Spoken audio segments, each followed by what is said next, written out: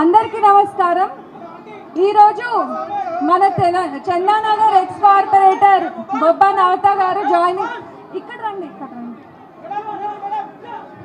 బొబ్బా నవత గారు మళ్ళీ rejoining BRS పార్టీలో ప్రోగ్రామ్ ఇంత గ్రాండ్ సక్సెస్ చేసినందుకు ఇక్కడ వచ్చిన మీ అందరికీ కూడా నేను ధన్యవాదాలు తెలియజేస్తున్నాను.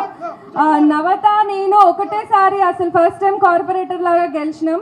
అప్పుడు మేమిద్దరం కూడా ఒక కాంపిటీషన్ లాగా మా డివిజన్స్ని డెవలప్ చేసుకోవడం జరిగింది.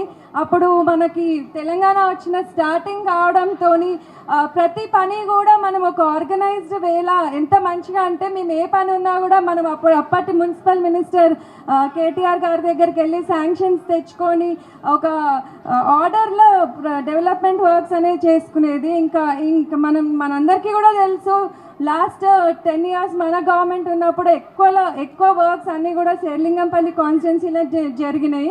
కాకపోతే నవత కొన్ని రీజన్స్ వల్ల తను ఎప్పుడు కూడా పార్టీకి దగ్గరనే ఉంది, కానీ కొన్ని రీజన్స్ వల్ల తన పార్టీ మారడం జరిగింది. అదే చెప్పింది నాకు కాల్ చేసినప్పుడు కూడా, నాకు ఎప్పుడు కూడా బీఆర్ఎస్ పార్టీ అంటేనే ఇష్టం రా అని. సో తను కంబ్యాక్ చేయడం ఈరోజు నిజంగా చాలా మంచిగా అనిపిస్తుంది. నేను అదే చెప్పినాను, కంబ్యాక్ గట్టిగా ఉండాలి. ఎందుకంటే ఇప్పుడు ఎట్లా జూబ్లీ హిల్స్లో మనం గెలుస్తున్నాం, అదే ఇన్స్పిరేషన్తో జిహెచ్ఎంసీలో గెలుస్తాం. మళ్ళీ మన పార్టీ వస్తుంది, మళ్ళీ మన బీఆర్ఎస్ పార్టీలే వస్తుంది తెలంగాణలో. ఎందుకంటే ఇప్పుడు ప్రజలందరికీ కూడా అర్థమైంది కాంగ్రెస్ పార్టీ నోటికొచ్చిన హామీలు అసలు మోసం చేసి గెలిచిండ్రు. ఇప్పుడు మనం జూబ్లీస్లో కూడా చూసినట్టయితే మన సీఎం గారి రోడ్ షోస్లో చూస్తే నోటికి ఎంత వస్తే అంత హామీలు. మనందరం అది ప్రాక్టికల్గా ఆలోచించాలి, అవన్నీ కూడా పాసిబుల్ కావు అనేది. ఎందుకంటే లాస్ట్ 2.5 years నుండి కూడా వాళ్ళు ఒక్క పని కూడా చేయలేదు. మన కేసీఆర్ గారు చేసినవి పనులే కొనసాగించనీకే కూడా కింద మీద పడుతున్నారు వాళ్ళు చెప్పాలంటే. ఒక్కటి మన మహిళలకి 2500 ఇస్తామన్నారు, ఇవ్వలేదు.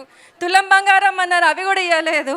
సో ఇవన్నీ మనం ఆలోచించాలి. ఇప్పుడు జూబ్లీహిల్స్లో కూడా నోటికి వచ్చినట్టు హామీలు ఇస్తున్నారు.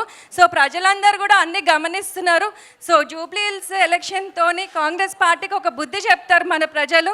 సో నెక్స్ట్ వచ్చేది మన బీఆర్ఎస్ పార్టీ, మన కేసీఆర్ గారే. కాబట్టి మనందరం కూడా ఇట్లనే కష్టపడి ఇంకొక 2 years కూడా మన పార్టీకి గట్టిగా పిల్లర్స్ లాగా ఉండి మళ్ళీ మన పార్టీకి అధికారంలోకి వచ్చే వరకు మనందరం కూడా ఉండాలని కోరుకుంటూ మరొకసారి ఈరోజు బీఆర్ఎస్ పార్టీకి వస్తున్నందుకు